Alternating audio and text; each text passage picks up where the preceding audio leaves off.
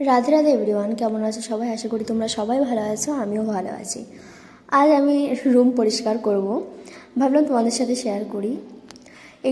এটা হচ্ছে আমার দাদুর রুম। দাদুর দুটো রুম, নিচে একটা ওপরে একটা। দাদুর নিচে থাকতো, এটা হচ্ছে ওপরে। ওনার শারীরিক অসুস্থতার কারণে উনি কিছুদিন হয়েছে ওনার আর কি মারা গেছে উনি। তো সামনেই ওনার কাজ আসছে, বাড়িতে প্রচুর লোক আসবে, রুমের দরকার, তার জন্য রুমগুলো আজকে পরিষ্কার করছিলাম। আমি, আমার মাসি শাশুড়ি আর আমার মেসো শ্বশুর মিলে, আমরা তিনজন মিলে ঘরগুলোকে পরিষ্কার করছিলাম।